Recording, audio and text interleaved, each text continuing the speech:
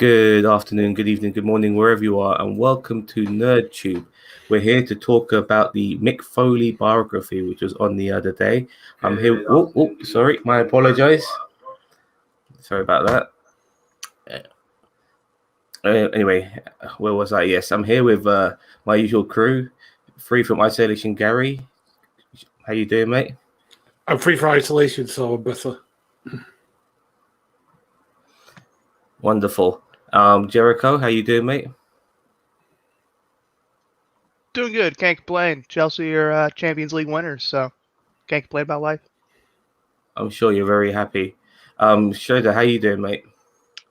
Fantastic. It's been a long day. I'm really glad I was able to catch up with this biography and join the stream. This is one I've really thoroughly enjoyed. Wonderful. Now, if you do apologize, I'm getting a bit of feedback. I'm just trying to figure out where it is. Okie dokie. So, we've all seen the Mick Foley biography. If you don't mind me asking, what did you guys think of it? I'll start with you, Shredder. Absolutely loved it. Mick Foley is my all-time favorite wrestler. There's some stuff that I was aware of before because, again, I've as I've mentioned to you before we came on air, I've read Mick Foley's books. I've watched numerous interviews and videos that even WWE have produced, things like the Three Faces of Foley video back in the day, Mick Foley's greatest hits and misses, and there was some new stuff there as well, which I really appreciate being able to get an insight into, particularly later on in the broadcast, which we'll no doubt delve into. Yeah, for sure. It was nice to see a more heartwarming biography for once. Jericho, what do you think of it? I thought it was good. I'm giving the perspective of someone who didn't watch Foley during his career. I got into wrestling 2007, so Foley was well retired by the time that I had started. But I mean, obviously, with a legend like Mick Foley, you hear about him, you see his matches as a wrestling fan. I felt like they did a good job covering it. One point that I really want to get into later is I felt they did a very good job of towing the line between glorifying the type of wrestler that Mick is and underlying the negatives to that type of style and the obviously the consequences of it. But we can get more into that later. That was my one major takeaway from it. I agree. Gary? I thought, of all the documentaries I've watched so far, I thought it's a documentary about a really good wrestler who's also a really good man. And so many times in the wrestling business, those two things don't necessarily line up 100% of the time. Such as you'll get good people who aren't good wrestlers or good people who are not necessarily good wrestlers. He's someone who is both. Part of me wishes he didn't do the deathmatch stuff, but do you know what? He's a good man. And yeah, I agree. I thoroughly enjoyed this particular episode of the biography. Usually there are lots of ups and downs, and some of the downs are really downs. The downs for Mick Foley was just simply he just didn't know when to quit. He wasn't a druggie. He wasn't an alcoholic. He wasn't an abusive father. He wasn't an abusive man. He was pretty much the polar opposite to what you would think of a wrestler would be. I mean, he's also a very intelligent guy who showed different attributes to what he is by writing books and so on. But let's just start talking about the actual show, shall we? So it does start initially with Foley being told, does it hurt? You some sort of psychopath. Is it worth it? And he had a particular answer for all of these. I'm not sure if he gave us these answers, but he did say that when it came to June 1998, that famous match he had with The Undertaker, he wondered if it was worth it because he finally faced his own morality. He was a sweet kid growing up. Mortality. Morality. I can't believe I said that. Mortality. I apologize. He was a sweet kid growing up, and he had an accident once as a kid where blood went everywhere, and he got reaction from people who were very squeamish towards the fact that he was bleeding profoundly, but he liked it. He thoroughly liked the reaction he got from those people, and that's where the seeds were being sown for Cactus Jack. What did you think of that revelation, Shredder? Well, again, this is something I've heard before in the past. He's told other stories from his time as a child, He's described himself before as a weird kid growing up. Some of the stuff that he would even use in his promos later on as Mankind would be brought up. Things like, for example, he ate worms on the playground, which was an exaggeration. He apparently ate one worm when he was a kid, just as a dare in front of some of his schoolmates.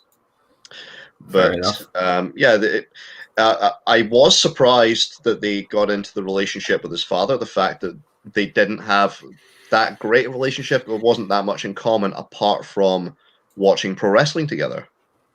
Mm-hmm. That one quite surprised me.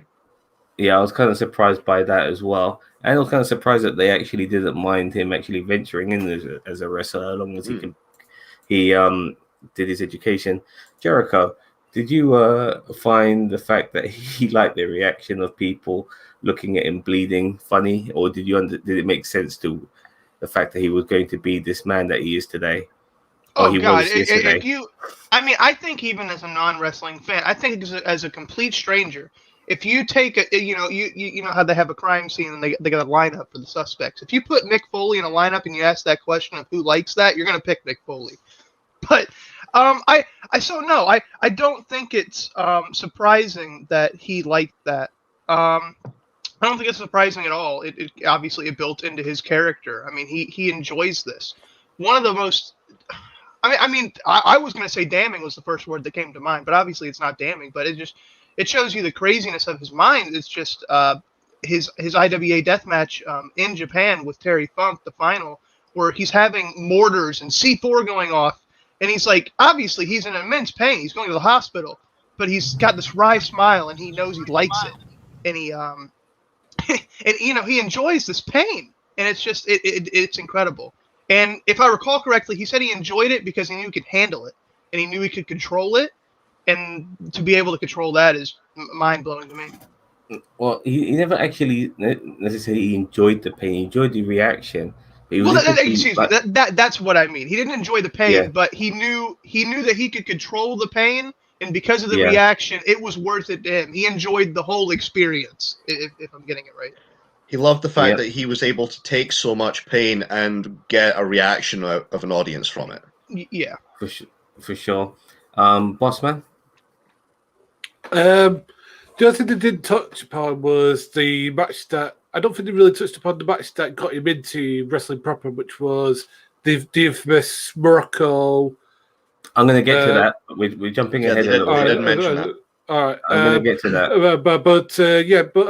Because in the book he mentions that him and his dad had a very, I wouldn't say fractious is the right word. I think it's just more that it was easy because like his father was like the sports president for the entire district of where he lived, so that's going to be a bit of a bit of a things. But I think the thing that I liked about him much is that throughout this you can tell that he his parents did love him and stuff like that, and he wasn't seen as like the off child. He was just seen as like the sweet one. And I think he's like his brother. From what you hear about him, said he was just like I know it's normal kid. You wouldn't expect this out of it. It was a bit odd, but nothing that you'd expect you to say. He'd turn into what he became. It's just like okay. Well, Mick always had that exhibitionist streak in him. He was doing the home movies. He again was doing things like eating a worm as a dare in front of his friends at school. He was one thing they didn't touch upon, but they mentioned that Mick played lacrosse. But Mick has also gone into detail elsewhere where he would mention the fact that he wouldn't wear pads. He would play in goal and he wouldn't wear pads, so he was getting this heavy ball smashed into his body repeatedly and showing off the bruises. So he had a high tolerance for pain, but again, he had this exhibitionist side to him, and he also had a competitive streak too. I mean, his brother has also gone on record before things like even if they had pizza for dinner, it would immediately become a pizza eating contest. It's unusual, but then that's what makes him a wrestler, I guess. So those are the things that made him comfortable in that industry with people who are very different with him, because he did share certain personality traits. Anyway, let me just see if Block is not making too much noise here. Hello, Block. How you doing? Hello. Hello, Block. Did you Hello? see the documentary the other day? Yeah, just getting off work. So go ahead and mute me whenever you need to. Okie dokie. Just try and let us know when you're back from work, and then we'll try and add you into the conversation. All right. Okie dokie. All right. So I muted him now. All right. So we're gonna go straight to the match at Madison Square Gardens. Now we did mention earlier, as you mentioned, sorry, Shredder, he didn't have much of a bond with his dad, but he would watch wrestling on Saturday nights with his dad, and that would be the sort of bond that they have. And then it transferred to him going to a match at Madison Square Gardens in 1983, the infamous magnificent Don Morocco versus Superfly Jimmy Snuka. And this is the match where Superfly does the Superfly off the top of the cage. And he said that, like Superfly took it to the next level. He raised the bar when it came to having a memorable moment, and he wanted that. He wanted those memorable moments, not just a decent match, but like a spot that people will be talking about for years to come, I guess. And he saw that in that moment with Superfly, and that was a spot. No one gives a shit about the match. They just give a fuck about that goddamn Superfly off the top of the cage. And that was a pretty cool understanding of who he was to become. Before I continue, anyone want anything to say on that? I'll start with you, boss man. It probably is one of the most memorable spots of all time, because I think in that match alone, in the crowd, you had like 3 or 4 wrestlers. I think Big Bubba Dudley was in roll of the first row, because he's talking about that in the shoot. I think Dreamer was in another row, and Mick was in it. So it's just like, this was like it. I liken it to another match that we don't really talk about here, which is the Bret Hart British Bulldog match. So many British wrestlers talk about that's the match that they watched. Some of them were actually in Wembley Games here and said, "That's me there." Nigel McGuinness, all these other guys. But this is the wrestling match for the older generation, I think. Okay, I'll be honest with you. I saw that match in 1993. And it hasn't left a lasting. I mean, at the time, it was great, but it hasn't left that lasting impression that I almost wish it did. And when you tell me stuff like, the other day, Shred, that Davey Boy Smith was on crack before that match, yeah, I can totally understand. Jericho, do you know about the match between Don Morocco and Superfly, or was this the first time you saw that? It was the first time I had really heard about the match in detail, but I've definitely seen that moment of Superfly jumping off the cage many times. They go over that a lot in the history of the WWE. Yeah. So I've seen that moment. Obviously, I didn't know Mick Foley was there. I really connect with Mick Foley on that aspect, just because I know what it's like to be there for those big moments. I've been to a WrestleMania. One moment like this that I can remember that I did recently, it was right before the pandemic. It was a match in AEW where Cody Rhodes was facing off against this big monster called Wardlow in a steel cage match. And to end the match, Cody Rhodes did a moonsault off the top of the cage.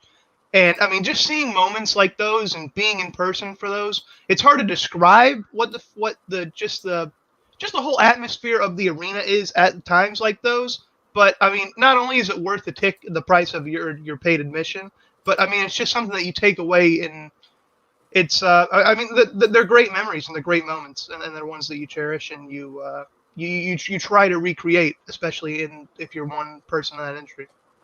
I had a storyline moment, not necessarily a spot moment, but a storyline moment, which I only kind of saw the back of because Shawn Michaels' back was to me when he did it, when he told Ric Flair, "I love you." But I was at WrestleMania 24, and I saw that happen. But unfortunately, I never saw the words come out of his mouth because his back was to me from where I was sitting. But yeah, that was a pretty cool moment, seeing fucking Flair like a haggard old fighter with who had one ruck too many. But yeah, those memorable moments. I mean, sometimes it's not the match, it's the moment. And yeah. Shredder, anything to say? Every wrestling fan has got those memorable moments that they can pinpoint, like, yes, this hooked me, this got me interested as a fan, this is something that kept me interested as a fan, this is something I will remember and cherish for the rest of my life. Even if you didn't attend the event live, if you've watched it, you know it and you remember it. Mick, his big moment, the one that stood out for him was Snuka and Morocco, because it had been a feud he'd been following. It was going to be this big grudge match in the cage for the Intercontinental title. Nobody remembers the outcome of the match. Absolutely nobody, for the most part, remembers the outcome. The fact that Morocco won the match. All they remember is Snuka diving off the top of that cage. And again, actually, now you mention that, was that after the match or during the match? It was after the match. It was after the match. Morocco had already won the match, and Snuka got payback against them by diving off the cage. Good. Now, and again, this is what resonated with Mick Foley, and he wanted to be a pro wrestler so much so that this is a spot he replicated. He dove off his own roof impersonating Jimmy Snuka for one of his home movies. You've muted yourself, Sam. Yeah, it's a good thing. I apologize. I got my fan on. I was a bit self-conscious that it was making too much noise.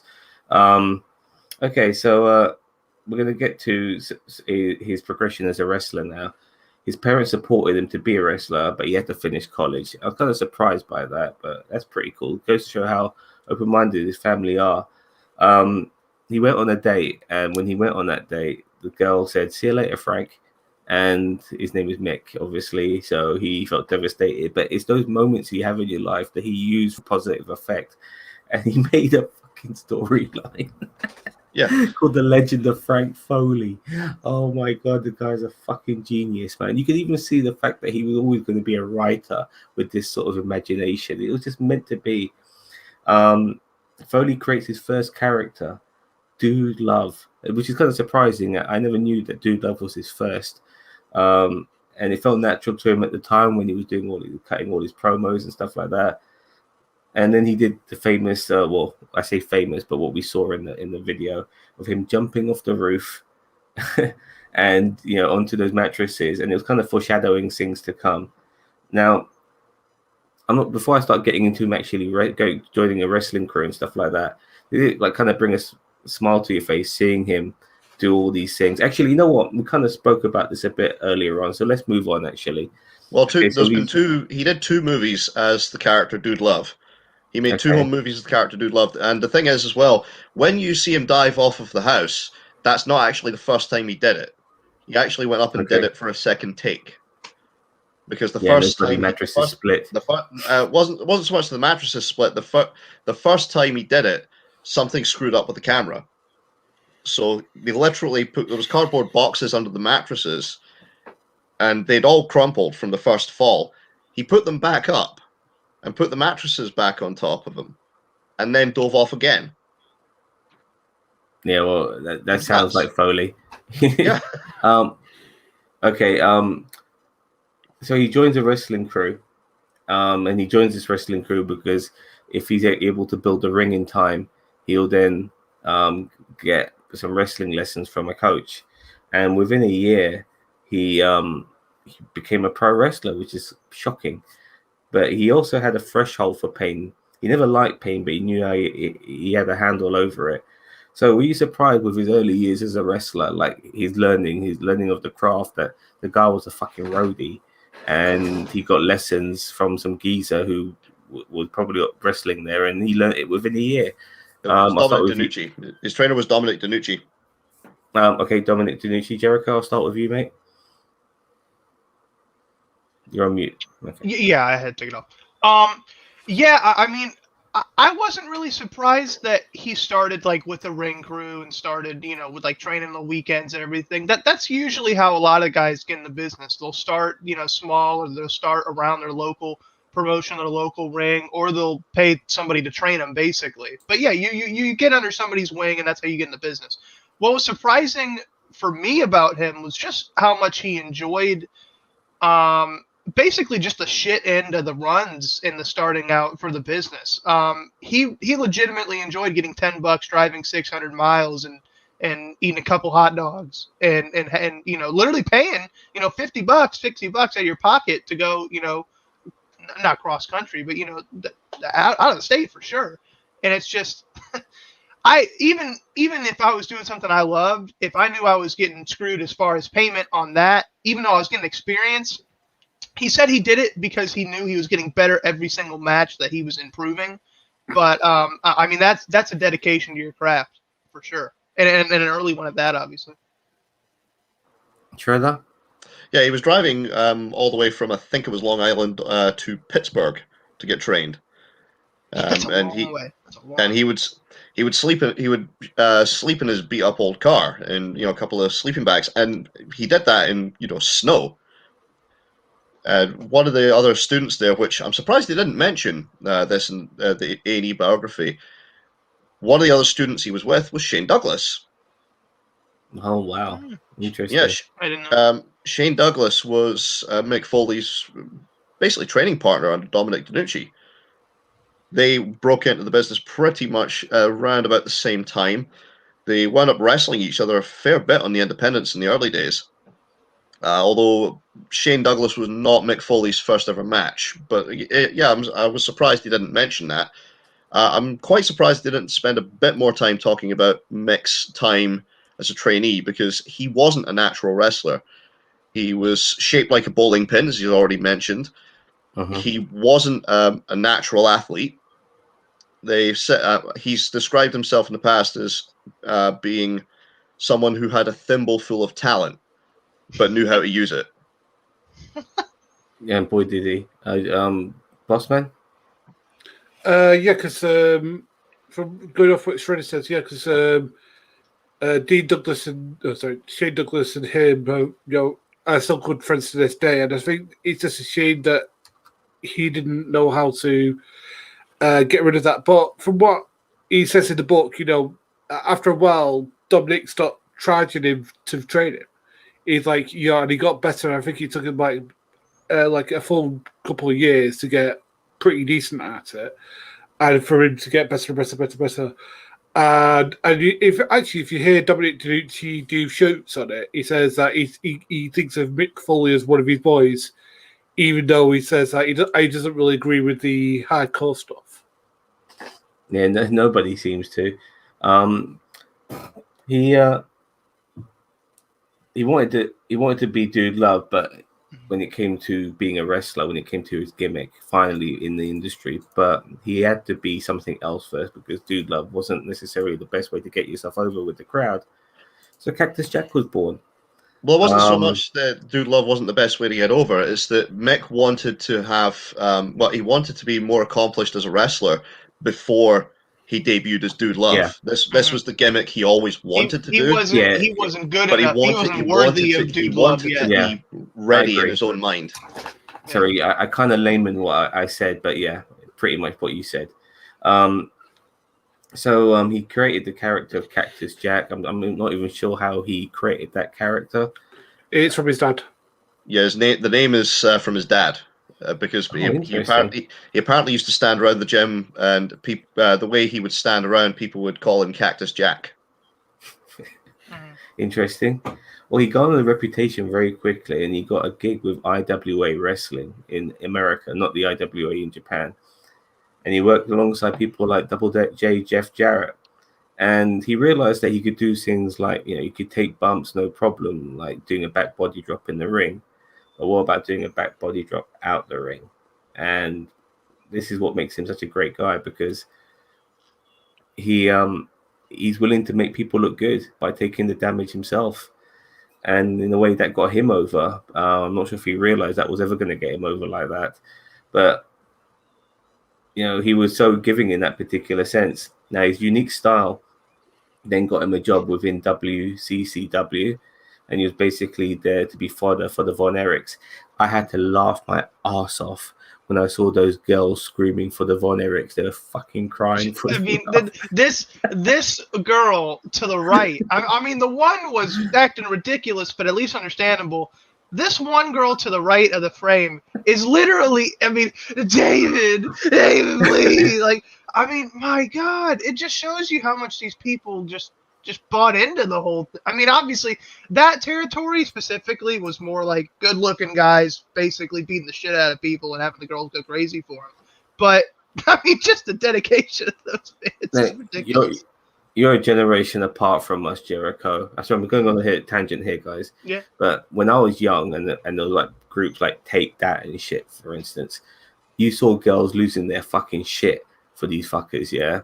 Now I'm not sure if there's any girls around today who are losing. I mean, the last time I saw maybe girls losing their shit was for people like Bieber, but even that was about 10 years ago now. You know what I mean? Is there any shit like that happening today? Is there like people where fucking girls are going fucking crazy for, like you see it, like you saw in that Von Erich video?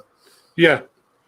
I mean, I'm not gonna lie. I'm really not like in touch with all of it. I don't pay attention as far as pop culture. BTS. Like I was just about to say the K-pop shit is really popular right now. BTS, yeah, like the Korean, they're a K-pop group. The Korean groups are really big right now as far as like the teen heartthrob kind of shit. Yeah, that's how they dance. Oh, it's so beyond me now. It's amazing. Anyway, let's move on, shall we? So one of the things which I found pretty cool about Foley, and we can go back to what I said earlier as well, is Foley mentioned how he would get the cameramen to take different angles of his more devastating moves, so it looks more devastating. So he would make them go down to do a wide-angled, lowered shot, so they see him coming down from a great height and stuff, so you could see the impact and stuff. You could tell that the guy had, a knack for this industry in more ways than one. Anything to say on anything I've said so far regarding IWA, Double J, the Von Erichs, and his camera angles? I'll start with you, boss man. I think that he knew how to best present himself, because he knew that he couldn't compete with people on a physique level, but he knew how to present himself in other ways. I do think that later on in his life, he did get better at presenting himself on the mic and stuff like that, but we can go into that later. Shredder? Well, Mick studied film when he was at college, so this was a passion of his. So he did probably learn there how best to frame certain shots if you want to get the best possible shot for an action sequence. And he's gone back, he studied the tapes, and he's looked and figured out ways. Okay, well, how can I make this move look better on camera? So it looks fantastic to the audience at home, rather than just flat as it was doing in WCCW. The one promotion I'm quite disappointed they didn't touch on, and I really wish they had, was Herb Abrams and the UWF. I would love to get some insight into Mick Foley's time there. Okay, Jericho. Yeah, the only things I wanted to mention is one anecdote that we missed from his early indie days. He said he was. I just love this story. He said he was at the Motor Lodge. He would stay there on the weekends, and on Saturday he would get a room, obviously. Oh yeah. But Friday night was car night, and so it didn't matter how much he made, didn't matter what he was doing. Friday night he was going to sit in that parking lot and he was going to sleep in his car, and he was happy with it. He said that was okay for him. And those are the parallels he actually has with a lot of other wrestlers, even though he's very different to them. He's competitive, he's ambitious, he slept in his fucking car. A lot of wrestlers did that shit. And Steve Austin told stories about his early days where he was eating raw potatoes while he was on the road because raw potatoes. He couldn't afford the food. He couldn't really afford food, so he just got a bag of potatoes and was just eating them raw.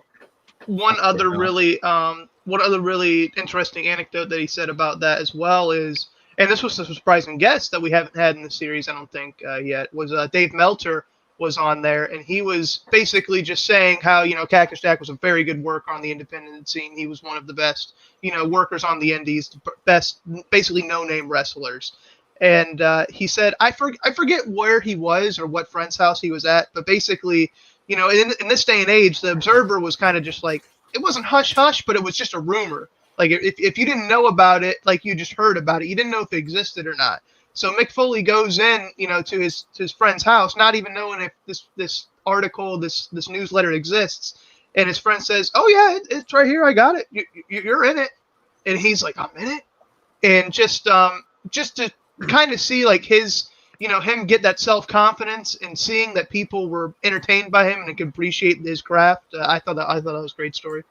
The Observer in those days, Dave Meltzer was on the episode with the Ultimate Warrior very briefly, but the Observer, the Observer in those days, it was a very, very niche publication. It was for the die-hard, hardcore wrestling fans, the people who would trade tapes, the people who would go out of their way to watch wrestling from anywhere in the United States or even anywhere else in the world. So, if you were loved in the Observer, you were loved by the most hardcore of hardcore fans. Okay, so we're gonna move on now. So he gets his tires slashed because he's such a great heel that people are slashing his fucking tires, which is it's fantastic in the wrestling industry, I guess. I think not now, but back then, fantastic. He then started working with WCW, but prior to working with WCW, he had an accident and lost his 2 front teeth. And he was worried that it would affect his look. But JR said, "Nice look, kid," which was fucking fantastic. And then he had to come up with ideas because he needed to stand out from the crowd. And one of his ideas was, he would lose a match, and then he would start he'd be in a tag match, and he would lose the match, and then he would start attacking his tag partners. And not just that, like he would be in a match with one of them, and they would want to tag in. Like Shane Douglas would want to get a tag, and he's reading a fucking book. Well, they did skip a bit of it. The loss of the teeth was a bit later on in his WCW run. He had the car accident in the middle of a rivalry with Sting. Yes, it was a car accident. That was it. Yeah, and he was in the middle of a rivalry with Sting at the time. So what they did to explain the loss of his teeth was they explained it as that Sting actually knocked them out in a fight that the two of them had. Pretty cool. Anything you two want to say regarding what I've said so far, Jericho? No. Bossman? I kind of remember this era because I think this was the Bill Watts era. If I'm right, this is when I came into the picture of watching wrestling, really. And I kind of remember this kind of. It's a vague memory in my face of remembering Mick Foley as Cactus Jack in WCW. Like he would do this. Like he would do like weird shit like this. But again, as I said, my biggest memory is him versus Vader. So when we get to that, I can talk massively about that. He got over basically losing matches and then turning on his tag partner and dropping an elbow on the outside of the ring. That was the part everybody wanted to see. It's like, to hell with the match. We just want to see Cactus Jack dropping the elbow off the apron at the end of the match. Now, before I get onto him meeting his wife, I just want to say it was funny for me because I knew him as Cactus Jack, Mick Foley. I knew him as Cactus Jack. And then I see him in the WWE and I see this weird version of Cactus Jack with a fucking tie. And I'm thinking to myself, what the fuck's going on here? And then he's calling himself Mankind. And shit like that confused me for a little while back then. But the funny thing is I never realized how unappreciated he was in WCW. He was really unappreciated. And he actually left the company. I think he was released. He got released a couple of times. This is the first time. And then while he's on the independent scene, lucky, this guy's like, he's so fucking lucky. Like, lucky beyond belief. He meets this lady called Christine, this gorgeous fucking model who shouldn't even be looking at this fucker twice. Yeah, but he's not like he's got any money because back then he was still fucking broke. And and she devotes her life to him and they get married and they're still together today. They've got several kids. He's the luckiest fucker in the world, and with some encouragement from his wife because he's on the independent scene. His wife actually tells him, you should just take that shit over. And he's like having crazy fucking matches where he goes outside the ring and they're smashing the fucking place up. And then he gets rehired by WCW and he comes back as Cactus Jack 2.0 and he's a heel in this particular moment. And he's like telling kids, I'm going to come in the crowd and beat up your parents. Fucking genius, man. Fucking genius. So, you guys want me to, before I go on to Ric Flair, is there anything you want to say what I've said so far? I'll start with you, Shredder. his WCW runs, unfortunately, he was a bit of a victim of, well, I would say two things. One is stop-start booking. Unfortunately, they didn't consistently book him. Unfortunately, he was also a victim of his own ambition, because when he got his ear ripped off in Munich, Germany, for example, he thought he could have a great feud with Vader over this. But obviously, Eric Bischoff was not comfortable with this, and probably a lot of people at Turner were probably not comfortable with the idea of doing a feud over the fact that Cactus had lost his ear. He also had other things too. I mean, for example, his match in ECW with Sabu, the dream match that ECW managed to book between Cactus Jack and Sabu. There's conflicting reports whether or not it was a talent trade-off or a settlement from a lawsuit. But when Mick showed up, he was holding one half of the WCW tag belts, and afterwards he cuts a promo where he spits on it. And unfortunately, the point of the promo was to get across the fact that, as you know, while he was glad he was a champion in WCW, he felt he lost more than a title that night. He felt his pride had been hurt by the fact he'd lost to Sabu. But all people at WCW saw was him spitting on one of their championship belts. And as a result, unfortunately, that didn't go down too well with WCW's booking committee. So unfortunately, again, Mick kind of did get in his own way in some cases when it came to WCW. It's just funny in a way because, sorry, boss man. It's just funny in a way that you see the way WCW went, the sort of direction they went. They pretty much did what Foley was doing anyway near the end of their tenure. You know, by giving the belt to fucking David Arquette, you got a bucket of blood dropping on Vince Russo while he's in a figure 4 leg lock for 5 minutes by Ric Flair. You know, I mean, they're so hypocritical, but they end up doing the craziness themselves when they're all trying to get views. Sorry, boss man, I do apologize for interrupting. What do you want to say? Well, at WCW pre-Eric Bischoff, the rotation of people in charge of it would change every year or so. So some years it was Bill Watts, some years it was like Kip Bill Fry. Hurd, Jim Hurd, and all these people are poison to the wrestling business. Let's just be apart from Bill Watts, who actually knows what he's doing. You know, like Kip Fry and Bill Hurd couldn't run a flaming bath, never mind a multi-million-pound wrestling organisation. Jim Hurd was involved with Pizza Hut, wasn't he? Yeah. And the thing is that they would always book people who were like going solo. They had like Dusty Rhodes or Ric Flair. Now, these guys are great guys. I wouldn't say they're the best bookers in the entire universe. And that was the problem, is that, like, you know, they would go for the type of wrestlers they are.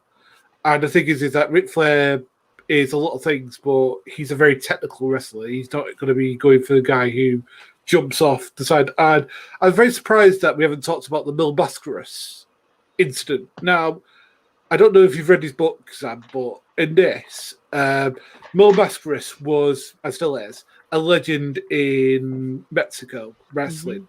But is apparently, and again, this is what Mick Foley says in his book, is a complete and total knobhead. Like you know, like he would show up late. He wouldn't do what he's told. You know, he'd always try and take too much. You know, this all sort of stuff. And when he got to him Mick doing the whole backflip for him, he said the nasty plunge. Yeah. He said like, I hate doing that for the guy because he wouldn't appreciate it. So there you go. He did come to appreciate it later on, because he said he watched it back, and especially the way it was sold by the commentary, which was Jim Cornette, and he just yelled out, "Cactus Jack is dead." How bizarre. Jericho? Yes, I'm sorry. The question one more time. No, just what I've said so far regarding his him being rehired by the WCW, telling the kids, "I'm going to beat up your parents." Oh, yeah, I becoming mean, proper hardcore from the hardcore scene. Him meeting his lovely wife, all of that. Oh, okay. Just in general. I'm sorry. Yeah, a couple of things. If I recall, this was the second time he came back to WCW. He had just left. He had just quit, right? He hadn't been fired. He had quit his contract and left, and that was something he brought up in his promos. You know, how he how his son was like, Daddy, why can't we go back to Atlanta? Well, son, Daddy gave up a $100,000 contract to live in a sweatbox in Long Island and all this stuff. And they're like, damn, Mick, are you okay after the promo and stuff? So it's like, he was really good at his character. He really grew during that time. And I think it just shows to how WCW underutilized him. As far as his wife, I think that's just insane how he met her. I mean, she was a 11 out of 10, and to get the guy like that, I don't know how you do that. I thought the way that she met him was funny. I think it was at the Speedway, right? He was doing like an event, and he was like signing autographs, and he's like, "Oh yeah, I'm Cactus Jack. Like, would you like an autograph?" And she's like, "Who the hell is Cactus Jack?" Captain Jack. Captain Jack. Yeah, exactly. Captain Jack. Yeah, that's what he said. That I was dying when you said that. I was absolutely dying. I'm glad you brought that up, because I totally forgot to mention that. So, but yeah, one of his most vocal opponents, and when it comes to more, maybe one of there were like a lot of rivalries, real life rivalries in wrestling. Hogan and Macho Man being one of the most notable ones. But Flair and Foley had their real life rivalry as well. Flair is an old school wrestler. Yes, he does do the odd bit of hardcore here and there, but not to the extent to even what Foley does. I mean, I was in awe of watching him once in a ladder match. I thought, what the fuck is he doing? The guy's in his 60s doing this shit. But anyway, he was never a fan of what Foley did, and he recounts a match Foley had in Germany where Foley tried to come up with a new move where he would his head would go between the ropes and he'd be hanging there. And unfortunately, this maneuver backfired on him because he was getting strangled by those ropes. And when he pulled his head through the ropes, he lost one of his ears. And Flair then called him a stupid motherfucker regarding that. Now, I never knew this was the case. I always thought he lost his ear in the barbed wire match. That's how I thought he lost it. I wasn't surprised by that. But Flair then also says that he did tell Foley in Flair's book, that he called him a 300-pound stuntman. And he wanted Foley to know this, but he wanted it to affect Foley. I see where Flair's coming from. One day Mick Foley might take this too far, and Flair's obviously seen wrestlers die throughout his time. He just doesn't want Foley to take it there. A lot of the reason why a lot of the wrestlers die, though, for Rick should know, is that they do too much fucking drugs. But Mick Foley was a different type of person, but still you do have accidents like Owen Hart as well. So bad things can happen. And so I can understand where Flair's coming from. So regarding him losing his ear and all what Ric Flair's had to say in this documentary, all of it, what did you guys think of those moments? I'll start with you, Jericho. If I recall correctly, Flair was definitely upset that, Foley would do a spot like that. But I think Flair was more upset at where Foley did the spot, because they were in Germany for 40 people or something, he was saying. Yeah. And, not even a packed house. I mean, I think Flair understood that was an accident, but he's like, look, man, you can take these risks, but don't take these risks for no reason. Obviously, Flair knows a guy like that loves the business, but I mean, Flair can understand as well. I mean, sometimes you can love the business too much to where it's a detriment to yourself. And unfortunately, at that time, Foley was being detrimental to his own body. Foley is no different to so many other wrestlers when it comes to certain parallels. He got lost in his gimmick, and we'll get to that in a bit. But there's no different there too. He just went too far. Shredder?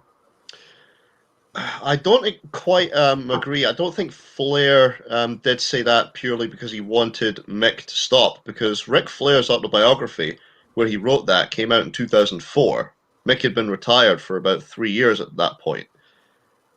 And there's already I never knew about that. And there's already it's already been spoken about before by Foley himself. The fact that Flair in WCW said to him after a match, "I'm ashamed of you, and you will be in a wheelchair by the time you're 30." So there was a lot of heat from Flair towards Foley. I don't know if it was reciprocated at the time, at least, but Flair, again, his comments about Foley being a glorified stuntman, I think it was more just a personal knock on him. It wasn't. I wasn't saying to Mick, look, you need to stop doing this, because again, Mick had been retired for about 3 years by that point. No, I revisionist history. Yeah, it was, for sure. That actually makes a lot of sense when you say it like that. I never knew that he brought that book out after he fucking retired. So it sounds like Rick was taking a shot. Bossman? Well, the thing is that you got to remember who Foley was wrestling in Germany. He was wrestling Vader. No, at this point, Vader was, and again, I say as one of his biggest fans, a killer. Like, I mean, legit. Like every time he would do the powerbomb or do the moonsault, it looked like it killed people. I pretty much did. Like he would hit it with such force, and I mean, I remember once where he picked somebody up to do it, and he literally looked like he paralyzed a guy. And the thing is that the thing with Ric Flair is that he says stuff now, which is to kind of do the fact that Mick ran him over in the first autobiography, and because of the things that Flair said and did to him. Because the thing is that you got to remember, Ric Flair was a booker, so he controlled what he did and what he didn't do. And it's like going, why can't I work with this guy? I mean, the thing is that Vader just come off a big title run. I think he just won it. I think he must lost it to Ron Simmons, I think, if memory serves. So I mean, that would have been a big rocket for Cactus at that point. Well, incidentally as well, with regard to the match, the way Foley lost his ear, he'd actually done that spot before, the hangman spot, where he would hang himself between the top and the middle rope. He had done that multiple times. What had happened in Munich, Germany, was that Too Cold Scorpio had been on the same card, and he had commented to the ring crew that the ropes had felt a little loose.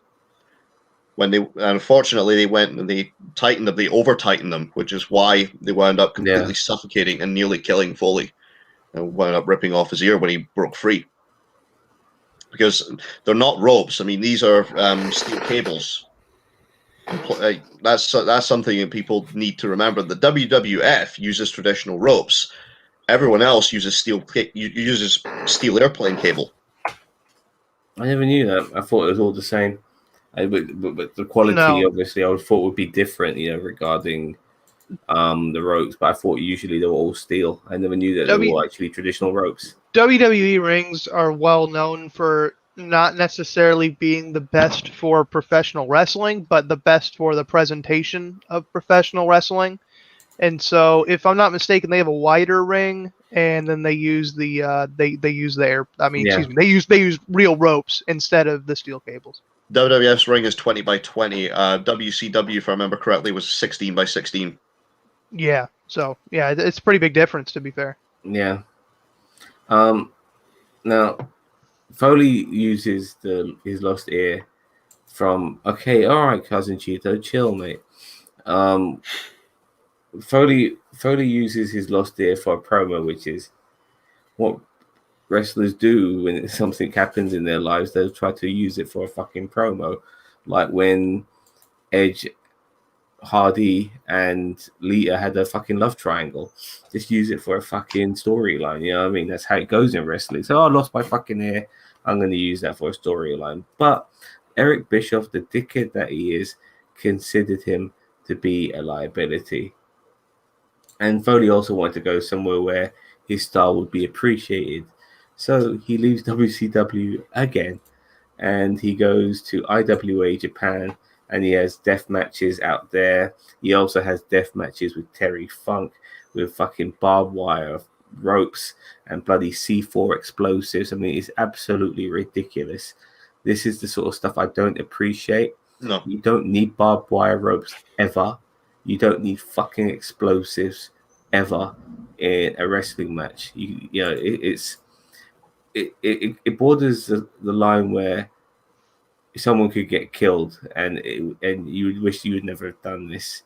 And it's shit. As much as I love Mick Foley and I have a respect for Terry Funk, Mm-hmm.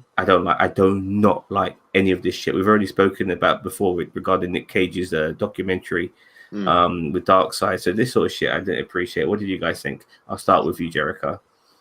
Yeah, thank you. I would not like to equate Mick Foley with Nick Gage. I think putting those two people in the same light is a bit disrespectful to Mick Foley. Yeah, I agree.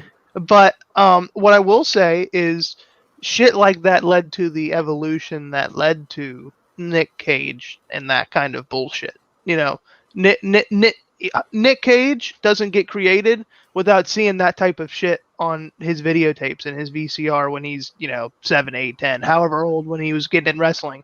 That's the kind of shit that he would watch. Maybe not exact stuff, but the CZW, that kind of crap. That's the kind of stuff that was inspired by this stuff.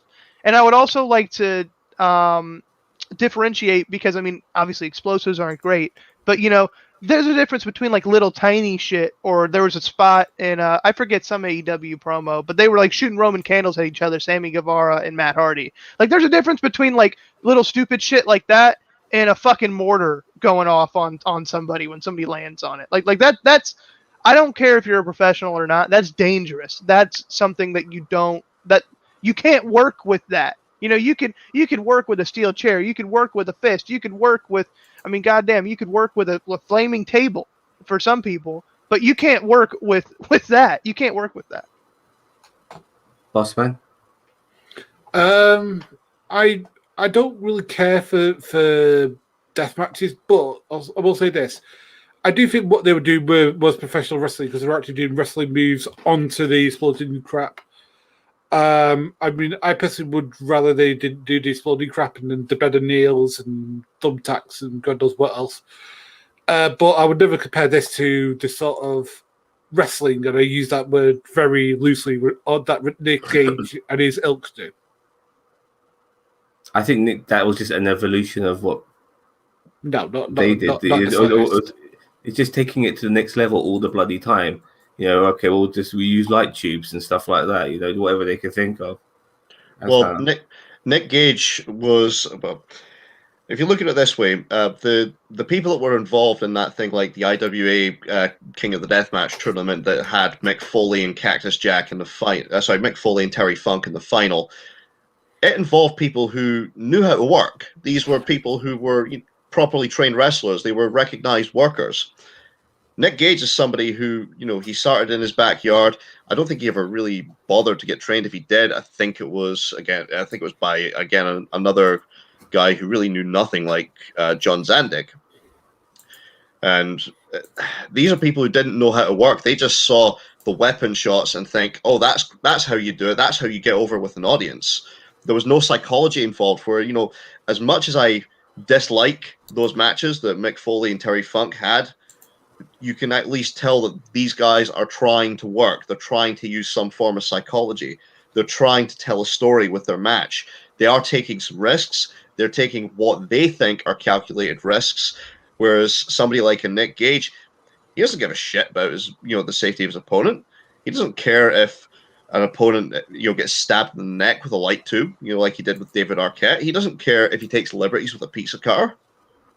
No, I agree that Nick Gage individually, he's very much like that. But regarding deathmatch wrestling, I still think it evolves from Funk and Foley from a different aspect. You did mention the fact that they were telling a story, but the evolution is not the storytelling; it's the fucking craziness. Go on. But you can go back and look at other stages of the evolutionary process. You could go back and look at things like the first ever scaffold matches. You could go back and look at things like the Tupelo concession stand brawl, which, again, a lot of the old school workers talk about as being like a wild, crazy, out of control fight where, people were hitting each other with weapons. Again, there's always a natural progression to it. Unfortunately, I think the death matches that Foley had were a big part of it. Unfortunately, they were like a big step in the evolutionary chain. Yeah. But again, you can always go back and trace where it starts to get a little bit more extreme, a little bit more extreme, a little bit more extreme, people trying to top each other all the time. And again, you can look at, I wouldn't say Mick Foley and Terry Funk were the thing that triggered the evolution to things like Nick Gage, but it was a big part in the chain. I want to see if we can get Block into this. Block, are you there? Yes. Can you hear me? Yes, I can. You sound a lot clearer and a lot better now. So, Good. yeah, did you saw the documentary? Parts of it, and then I've read his book obviously before. Okie dokie. And the biography pretty much goes. Okay, what did you think of his deathmatch wrestling in Japan and his matches with Terry Funk? I never watched that whole thing. It's just too hard to watch. It's a very niche. It's not like, but it's very niche thing. And I think it's like trying to recreate gladiatorial sports, like when they used to feed people to lions and battle to the death. I think that had like some kind of old school in the modern era. So I think that's why it lasted more than that's a clever way of looking at it. The gladiatorial combat and stuff like that. Today. I'm getting some feedback from you, Block. But I'm gonna thank you very much for contributing. I'll get back to you again in a second. I'm gonna put you back on mute, mate. So we're now going to Foley's spiritual home. I mean, he was always going to end up in this place, and that was ECW. This is kind of where he kind of really evolved into and being respected. This is like the respect for Mick Foley kind of began here. There's a famous moment in one of his matches. I think Terry Funk's in the ring with him at the time where he asked for a chair, and then not only gets one chair, he gets a shitload of fucking chairs thrown at him. That was absolutely amazing. One of the most memorable things in ECW. You then got the bloody announcer saying, "Can you stop throwing chairs? You think people are going to stop? They're going to add more chairs." Stop with the chairs! I mean, it's just such a great moment. I mean, excuse me. I think it resonates with a comment that Eric Bischoff said in another. I forget which one, but it was a really recent documentary that we just watched, and it was a small microcosm in time, and it really was. I mean, that fan base was just ridiculous. Yeah, loyal to the core. I mean, absolutely amazing. Foley was actually a very popular wrestler when he was in ECW, but Heyman told him to turn heel, and he had to figure out a way of turning heel. And he remembered there was a sign which says Kane Dewey, and he used that sign to turn heel. And the funny thing is I'm thinking to myself, mate, you're not turning heel as far as I'm concerned. You're defending the honor of your son by being pissed off at fans who want you to fucking beat up your 3-year-old boy. So yeah, you're doing the right thing as far as I'm concerned. But he cuts a great promo. But he even then takes it to the next level because his fans expect him to be hardcore. So he doesn't become hardcore. Shaves his fucking face. He looks so weird without a fucking beard. I just can't comprehend his face without a beard.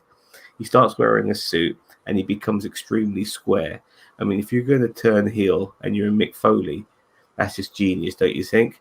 I'll start with you, Bossman.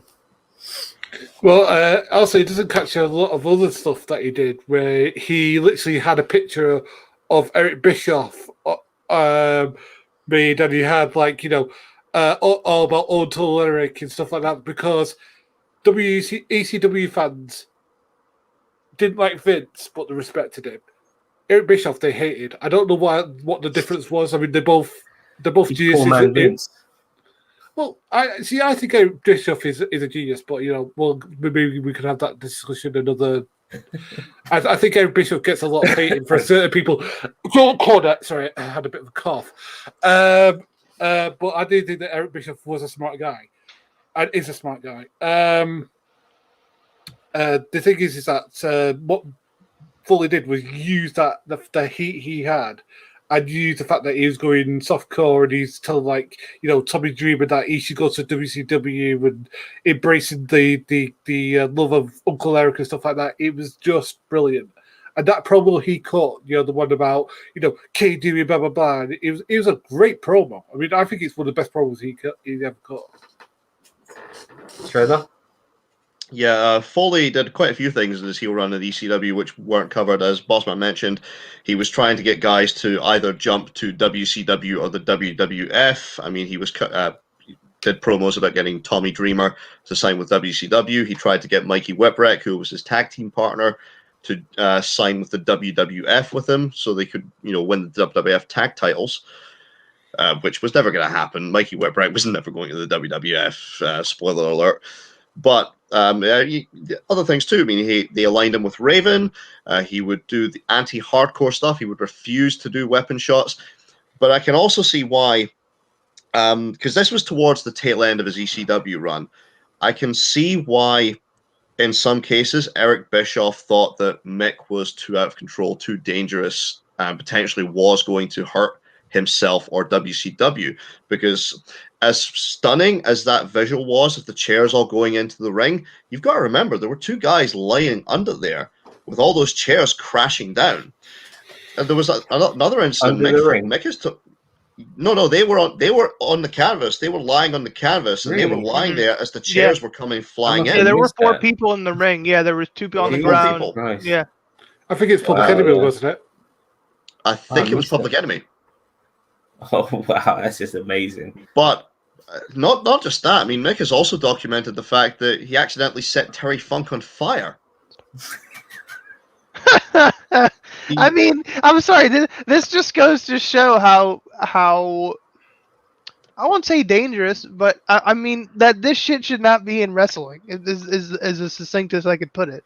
I mean, again, go ahead. He's spoken about other things. I mean, Sandman did the infamous Texas Death Match where Sandman was concussed and out of it for after pretty much the first 3 minutes. Mm-hmm. So, Mick's having to carry Sandman through this match and keep him down. Sandman isn't even going to do the finish properly because he's out of it. Mm-hmm. He can't. He probably couldn't even remember his own name if you asked him at that point. Yeah. But Mick was doing a gimmick as well where he would have a chair which was wrapped in towels, and he would light the towels. Mm-hmm. And he set it on fire, and he smacked Terry Funk with it. Now, what happened was one of these towels burnt off the chair and wound up wrapping itself around Funk and completely engrossing him. Mm-hmm. And he wound up with, I think it was, second-degree burns all over his body? Yeah, I don't recall, but yeah, I remember how he would do it, the spot with the towels in the chair. And Foley was about ready to quit the business at that point because, Funk was rightfully pissed at the time and was, throwing furniture in his direction backstage, cutting a promo on him. It wasn't until he got a voicemail from Funk saying, we gave him something to talk about and I was a damn fool. Mm-hmm. But you look at that kind of stuff that Mick did in ECW. He did the barbed wire matches. He did things like, again, accidentally setting Funk on fire. He did all these crazy things that, unfortunately, it does make me see Eric Bischoff's point of view of why he felt Mick was going to be a liability to WCW and he couldn't let him do what Mick wanted to do. Mm-hmm. I actually much prefer his later run where he's doing the anti-hardcore stuff because it's great. Mick Foley is cutting promos. He's showing himself to be a true character, and he's showing himself that he can actually wrestle. I mean, my favorite character of Mick Foley is Mick Foley himself, personally. Jericho? Yeah, the one thing I wanted to comment on. Run. Yeah, go on. Yeah, exactly. The one thing I wanted to comment on as far as what Shredder and Bossman said was just the fact that Bossman said Eric Bischoff was a genius. I mean, it depends on if what your definition of a genius is. Some people call Vince Russo a genius. So, I mean, to each their own on that one. But the one thing that I thought, because I didn't watch his ECW runs, I mean, I won't really comment on that. But one thing that really I took away from the documentary was what made him what got like the storyline going for him was he saw the sign in the crowd, the Kane Dewey sign in the crowd, and he really didn't think anything of it. I don't think he was like happy about it, but like he was kind of indifferent about it. He was like, oh, he wasn't thinking about it. But then he showed his wife, and his wife kind of had this like just tasteful, kind of instinctual, visceral reaction. He's like, like, man, like this is kind of, this is a bit, maybe I'm not looking at this in the right perspective. Yeah, it's amazing what his wife put up with. Absolutely. I mean, like I said, I don't know how you said he was like the luckiest man in the world to end up with a lady like that. You're right. I don't know how you Totally. how you do that. Mick, I think something's on fire. Yeah, that's me. Oh yeah, it's me. It's me. I mean, like that's just, Yeah. you can't make that up. That's something you couldn't even make up. It would have Yeah, to happen for you to think You of it. look at him, you think he's just been in the fucking war after a match. And he looks to him like he's just come back from the fields of Afghanistan or something.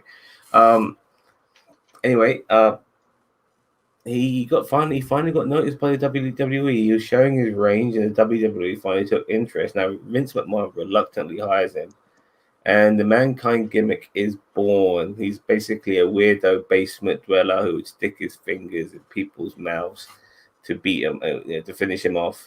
And because of his, this weird persona, this weird character, he became the ideal person to have a feud with the Undertaker. They had a lot of great matches, barroom brawls. I mean, we'll get to the Hell in the Cell in a bit, but they did have a lot of great matches, not just the Hell in the Cell. And he was the perfect fodder or the perfect counterpart for someone like the Undertaker.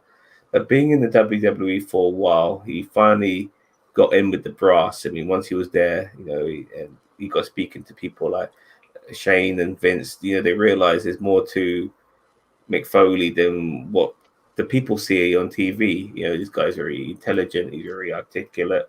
He doesn't drink. He has good ideas. Can work with anybody. And I'm sorry, I will get to you guys in a sec. But he then has a match with HBK, and after he has that match with HBK, HBK then asked him, did you ever envision that your career would be the way it is? That you'd be like this really glorified heel. And Foley responded by saying, I actually wanted to be more like you, loved by the fans. And then he told him then he told the WWE about Dude Love. I'll get to that in a second. But from the moment he joined the WWE, this Mankind persona, the matches he had with Undertaker, the match he had with Shawn Michaels, him getting more involved and intertwined with the WWE hierarchy. I mean, what do you guys think of those moments in his career when he first joined the WWE? I'll start with you, Shredder. Mick was brought in, I think, to fail, because at the time, Jim Ross had been pitching to get Mick Foley in for well over a year. And apparently Jim Ross would just get told, I don't want to hear it, every time he would bring up Mick Foley. Now, as it was mentioned, Vince said to Jim Ross, get ready to have your heart broken, because he thought Foley was going to flop. And he by all rights should have. Yeah, sorry, just to clarify, he said, okay, I'm going to bring this guy in just so you know how it feels to get your heart broken by a talent. Yes. That he was, yeah. I mean, he was direct. I mean, at least, if you trust Jim Ross's anecdote, which I do personally. But he said that Mick Foley was brought in specifically to fail, at least in Vince McMahon's eyes. And the one thing why I was raising my hand and I wanted to bring up before we get into Dude Love is the fact that is, Vince McMahon really didn't get Mick Foley when he first came in. It took him a while to understand what Mick wanted. And there was also a thing that he said, Mick, he wasn't a traditional wrestler as far as, he's just going to follow directions and so on and so forth. Like, Mick had ideas. Mick had a vision for this character that he wanted. And there was also a way earlier in the video, we mentioned how, Foley had a competitive spirit, like even from an early kid. And I think that's especially something that connected Vince with Foley, because Vince McMahon, as we know, has one of the most ridiculous competitiveness edge in human history, I would say. Actually, Jericho, just to add to all of this segment of the conversation, Foley also said that you can never get to the top until Vince becomes a fan. And when he said that, I fucking raged. Yeah, no, but he's right. At least in that company. Because we all know he's right, because we all fucking know about Vince anyway. And after that promo he did, we were talking to JR. It's both sitting on the seats together talking to each other. Vince became a fan. And it just made me realize that this is what pisses me off about Vince, because he has to be a fan. There's people who are fans of wrestlers he's not a fan of, and he just doesn't want that shit to happen unless he, it's an audience for one, as it's been said before. And for Mick Foley to look the way he does, he's a fucking glorified blob. And to look the way he does, to win Vince McMahon over, guy's got something. He has some serious magic about him. He must do. I'm Right, sorry. Foley's I know early you're days, I mean, exaggerating. Did you call him a glorified blob? Yeah. But Foley's early days, I mean, he was told he wasn't going to be allowed to be Cactus Jack because Vince used the term sleazy. That's what he viewed Mick Foley as, or at least Cactus Jack as. But if you think about it, this is another thing they didn't touch upon in this biography. He was brought in he was originally going to be named Mason the Mutilator. Now, imagine a WWF pay-per-view with The Undertaker versus Mason the Mutilator. It's really not Yeah, going to... That's almost as Yeah, good as Fake but- Diesel. I mean, Or Chili McFreeze. it was only because Chili Mick it's only because Mick had this creative mind that he was able to actually take it and spin it. I mean, he told Vince that he loved the idea, but he had this other idea, which was, how about we call it Mankind the Mutilator?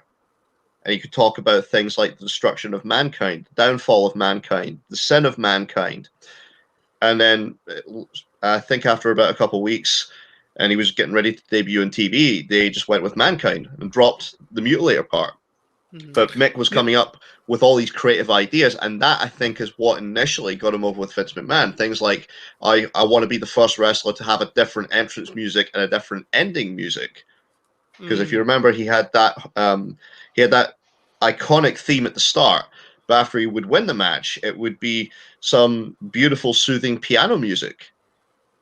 Fucking, I can't believe I vaguely remember that. But I you're right, actually yeah. I don't remember that because, like I said, I wasn't a fan of wrestling. I was hardly even alive when this was going on, so I didn't know that. That's an interesting tidbit to learn about. Mick got over in spite of every roadblock that was placed in front of him, and that is absolute credit to the man himself. Yeah, Well, because the thing is that the finish he started using was actually, weirdly enough, the guy who The Fugitive is based upon. Dr. Sam Actually, Shepard. Yeah, became a wrestler when he finished. That was his finish because he was a doctor. Apparently, because of his doctor training, he knew about the human anatomy and he knew about that. There's a thing in your tongue where if you pressed it a certain way, no, this is legitimate. Press the thumb up and you put the two fingers underneath the tongue and squeeze. It knocks you out. Genius. Yeah, but it's Yeah, genius. yeah. But the thing is, people said, "Oh, why won't people bite your fingers?" He said, "Oh, just get people by mistake." And he had that weird like black thing on his hand for it and stuff like that. And yeah. I mean, because the thing is that you look at Mankind when he first started, he was having like this awful brown, like suit jacket thing that he was wearing. It was Captain awful. Caveman. Yeah. Yeah. As I said, the match he had against Shawn Michaels was brilliant. I mean, I think he's even said that that's his favourite match of all time, which, if I'm to think about all his matches, it's up there for me. I don't know about anyone else, but he's put it in his top 10. Yeah. And I think that's the creative mind he had was always going. But as I said, but he read that and Bruce Pritchard overheard him say about it. He said, "All right, bring those videos to me. I'll have a look." Yeah, that was Pritchard, that was when they were talking. Yeah. That was when he was talking with Michaels, right? Mm-hmm. Yeah, yeah, they were all in the locker room. He wanted to be, And that match helped Michaels' career as well because it helped establish that Michaels was more than just this flashy, pretty boy wrestler, that he could actually fight. Yeah. Yep. Yeah. Oh, yeah. Well, Foley then is able to, because he's been with the company for so long and he's paid his dues, so to speak. He is able to bring out his original, character of Dude Love. And so he has Dude Love. He can be one day he's Dude Love, one day he's Mankind, and it's just going over so well that when it comes to a particular feud, he's also able to bring out Cactus Jack. And as Jim Ross famously said, here's one guy with 3 different action figures. You throw Mick Foley, the man himself. There's a 4th character. You got his 3 gimmicks and Mick Foley as well. Fucking genius, the guy. To have 3 characters rolling at once You know, like he's not like coming in as he's not like being Prince Albert and then coming back several years later as fucking Tensai. You know what I mean? He was in one show he'd be all three of the fuckers. I remember in Royal Rumble, he came in as a different one. That was crazy. You know, anyway, he has the infamous match now with Undertaker, the Hell in the Cell. Prior to that, Foley tells Foley, sorry, he's feeling like he's been hitting a brick wall. You know, like he's done all these gimmick changes and stuff like that, but he hasn't had that moment, not necessarily, you know, like a WrestleMania moment, so to speak. He hasn't had that, and he's talking his match with Undertaker, and he's basically telling Taker, listen, when we get to the top of the cell, I want you to throw me off. Yeah. Taker doesn't want to do it. And Taker doesn't. Of course, he doesn't want to do it, but you can fucking end up killing the guy. And like Taker doesn't want to. Taker doesn't want to do it. He's scared he's going to kill and he's scared he's going to kill Foley. But he eventually, when they have their match, he throws Foley off the roof of the cell. Foley lands through the Raw announce table. I'm so glad he did the way he did. The landing kind of convinced me that he was all right because it was a good landing. But when you look at that, when he got thrown, no one ever thinks to themselves, shit, he landed on his neck or anything like that. It was just the height. But the landing could have been a lot worse. Oh, absolutely. You know what I mean? Especially there was no crash pads under there. No, there were no crash pads, which is, I mean, excuse me. Needless to say, they wouldn't do this nowadays. But no. I mean, there was, you know, you have steel barriers, not steel barriers, but like the steel kind of like gates, basically crowd barriers that are right there. Yeah. Yeah, the barricades. Thank you. You have the steel barricades there, the old school ones, and then obviously you have the fucking commentators. You have, you know, two people, and I think that's insane. I mean, to not let. I mean, maybe they did know about it beforehand, but I mean, to not let Jim Ross and Jerry Lawler know, hey, there's going to be a flying 275-pound projectile coming at you from about 15 feet in the air, or however, you know, like, you know, because I mean, they're like running out of the way. I mean, they're having to dive like it's a grenade. It wasn't Jim Ross and Jerry Lawler's table he crashed through. It was the Spanish announce table. So I'm sorry. Oh, I'm sorry. You're right. I apologize. But yes, looking at the image of him, you know, people running away from him at the last second. Yep. And then, as you said, he fell well. He fell basically on his back. He fell kind of like on his shoulder, really, didn't he? Like kind of like back shoulder area. Yeah, it could have been a lot worse. Yeah. Absolutely. And he fell mainly on the table. It wasn't like you said. It wasn't like he landed on his head or something. It wasn't like, as we'll get, you know, later in the match where he landed on or a chair landed on him. It wasn't, you know, he took a soft one. So for flying 20 feet off the floor, that is. We're going to talk. I just want to talk about this whole match before I pass it on to you guys. Yeah. So he climbs. He gets stretchered away. Yeah. Luckily for Undertaker, just to see him still living probably was a big relief for him. Yeah. But he didn't know what condition Foley was in. Foley gets stretchered away, and then he gets back up. And this is the funny thing because at this particular point, I don't think anybody knows what the fuck is going on. Yeah, not the wrestlers, not Vince McMahon. Nobody knows what the fuck is going on. And he's getting stretchered away. You think the match is over. That's a good way to end the match, WWE style, you know. But no, Foley gets up. He gets up. And not only does he get up, he has the fucking fortitude to climb the cage to face Taker again. And then you hear like the fucking rivets popping off, and I remember Taker mentioning like going ka-ching, ka-ching, ka-ching, and you hear them coming off because they're both heavy men. You know, there's about 600-700 pounds on those fucking pop rivets, and then Taker finally choke slams him, and he goes straight through without the fall being broken by the initial impact of landing on the cage. He goes straight through, and you know, and he's still going, and Taker comes down and he kicks out of a pin, I believe. Oh, sorry, the chair lands on his face. Yes. And it breaks a tooth, and then somehow the tooth either goes through his lip and up his nose, or through his nose and out of his nose. I don't know. No, it was through his lip and to his nose. Basically popped out and stuck out of his nose. Yeah, and he was smiling because he was trying to push his tongue through his hole. I think he was trying to like show that his tooth. He's selling it. He's selling that shit to the cameras and stuff. But the match is still not over yet. Like Undertaker's probably perplexed beyond belief, and this guy's probably been in more barroom brawls than ever. And there he is working with Foley, and the thumbtacks come out, and not only does he fucking give him a choke slam on the blood. No, it was a last ride, wasn't it? A last ride on the, or was it a choke slam? Is it back to fall? He did a backwards fall, which Foley missed the tax, but then he did a choke slam. He rolled it. Yeah, and then he did with the coup de grace, he finished it off with a fucking tombstone. You know, God knows if there was any fucking tax which went into his head. Even though I'm sure Undertaker wasn't purposely trying to do it in the pile, that shit spread out nevertheless.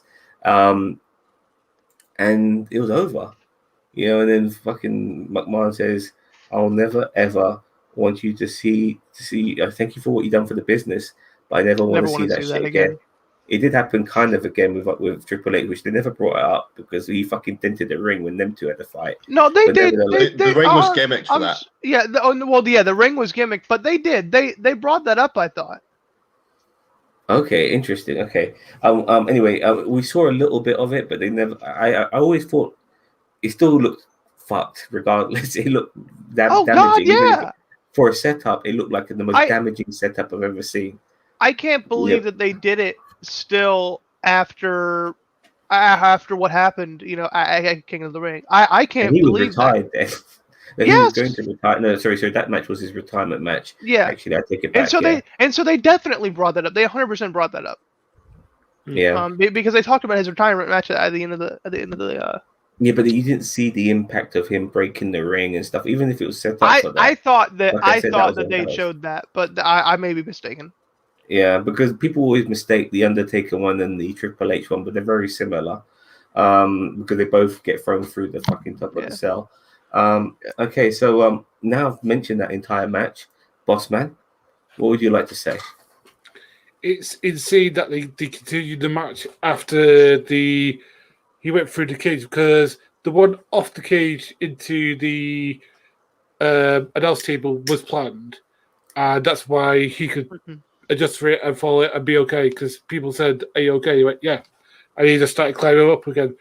Because what he was doing, I think what was supposed to happen was that he was just supposed to sag a bit, but that's not what happened. What happened was that it completely just gave way, and then the chair hitting him was like the final blow, because he felt he did not. That knocked him goofy, and I think he did get up. I mean, from what I remember, like Terry Funk came in to grind some time and got choke slammed out of his shoes by the Undertaker and stuff like that. Yep. I can tell by the way that the Undertaker hit him, he was not there. He was literally like goggly on his. It's literally like I've seen time where people have been knocked out on their feet and are still going for some miracle of perseverance. Yeah, that's basically what was happening there. Shredder? Yeah, Taker told him to go home at that point when he punched him and Mick just crumbled.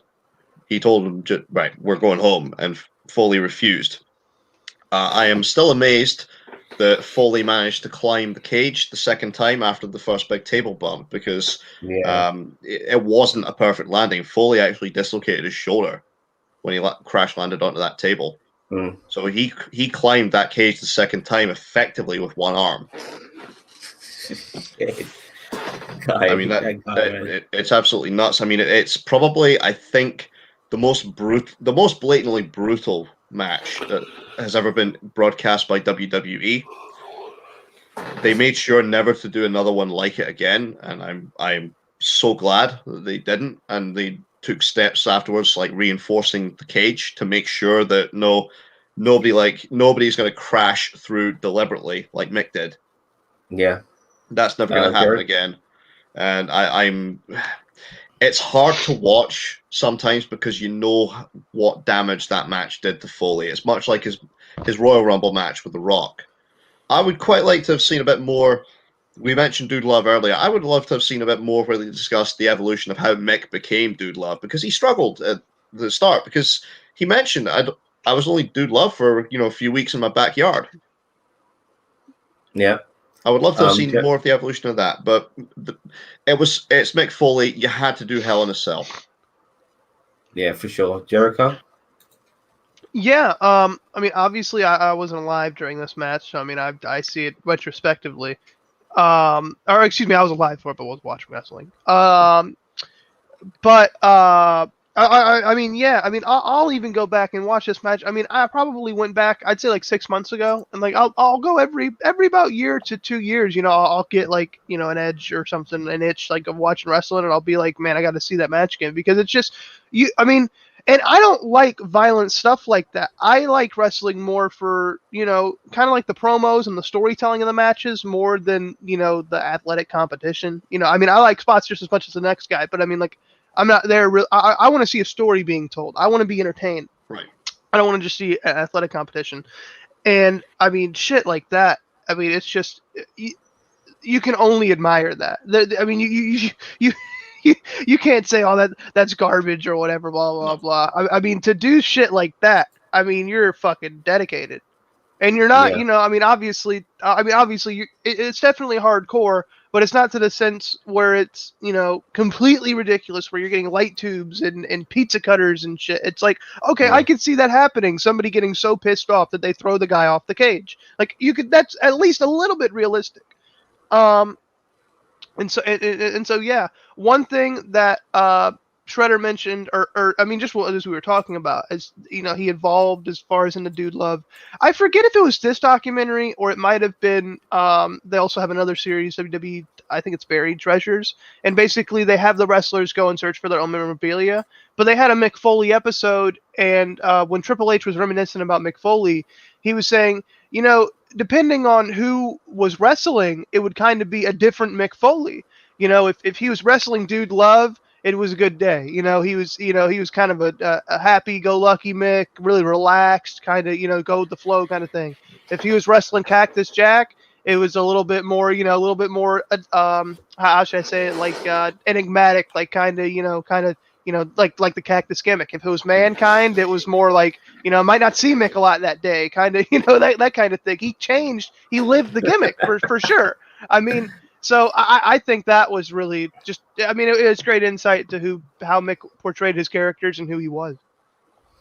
Or who he is, I should say. He's not dead. By the way, this is a capstone to this. I mean, hearing in the book and hearing from his wife how much this match bothered her makes me kind of watch the match with a little bit of as a bit of a cloud over the match.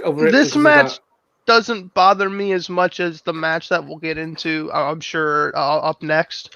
But yeah, I mean, this is a toll on a body. This is literally taking years off of somebody's life. And it's just unfortunate. Foley wanted to top not only the Shawn Michaels match, but he also wanted to do something because he felt at the time it was just thrown together, because he'd already done feuds with The Undertaker. He'd done things like the Boiler Room Brawl, the Buried Alive match, and all of a sudden he was getting thrown into another program with The Undertaker in the middle of 1998. Yep. Well, with that match now in the archives, we have like the feud between Steve Austin and McMahon taking center stage during the Attitude Era, and Mankind is still around doing his thing, and we see the birth of Mr. Socko. You know, something so simple that would once again take Foley to another stratosphere, because you know, I mean, that segment, first of all, in the hospital was absolutely hilarious. But him pulling out a sock, you know, from his crotch mainly, like you see this big, fat, sweaty, round geezer who looks like, you know, the WWE version of the Penguin. Yeah, and from Batman, that is. And he's pulling out this sock from his fucking crotch. And these wrestlers are cool with this shit going in their mouth. It's bad enough you got Rikishi's asshole while he's got hemorrhoids going in your face, yeah? But now you got fucking, you know, Cactus Jack's got, I mean, Mankind's got that Mr. Socko from his crotch, from those balls. Oh my God.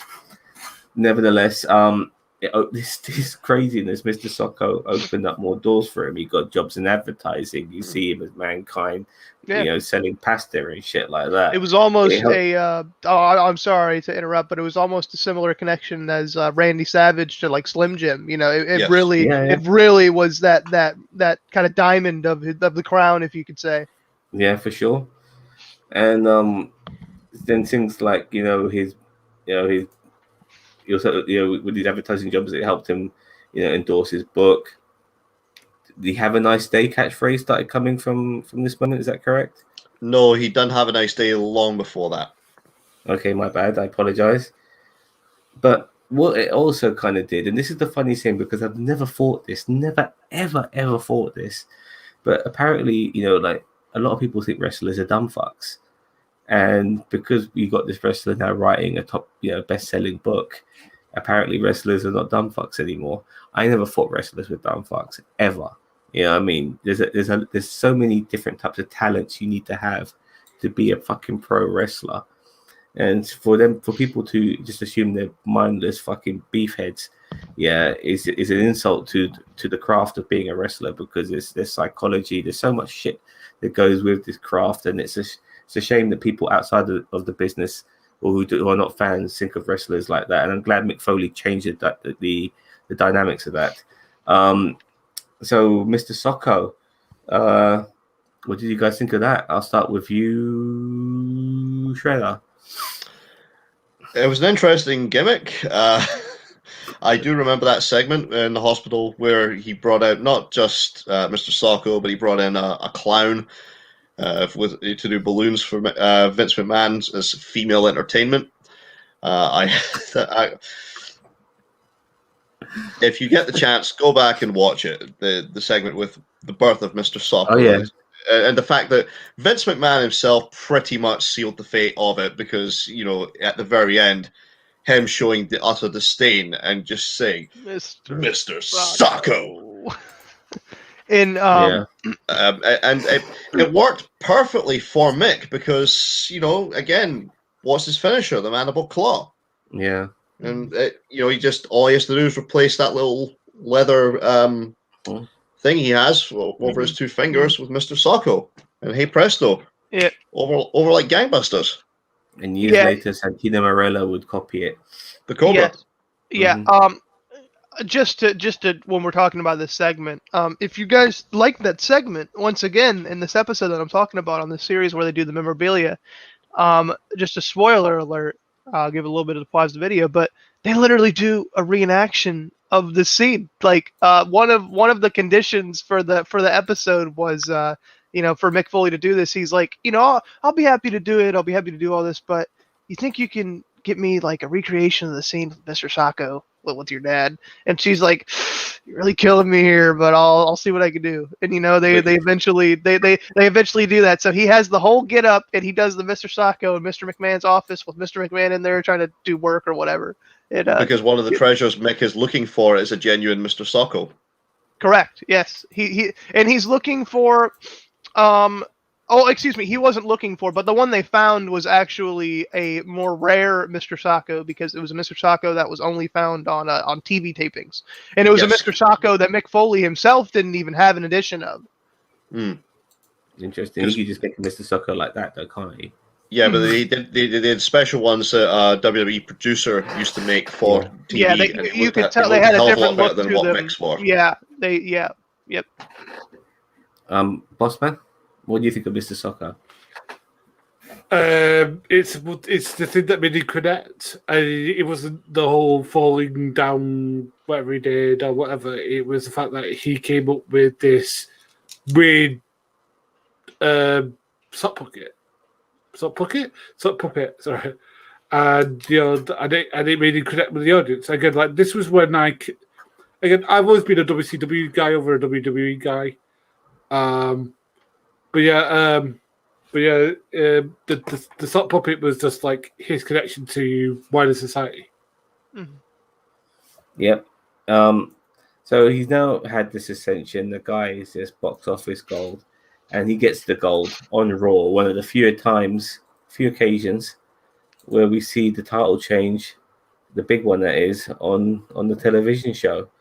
So, did you guys see that when that happened? When he won on Raw? I'll go ahead and take it. I did not see it, but obviously I know of it. The one big takeaway from that moment, and I don't think they really mentioned it, but was this the episode that took Raw over the hump as far as for the ratings war?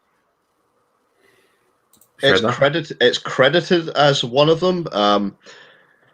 Because the sorry. WWF had been trading ratings back and forward with WCW, I think, at this point, because WCW's last big, I think their last big episode to really outdo the WWF ratings-wise was when they had to show the DDP versus Goldberg match from Halloween Havoc '98. Yeah.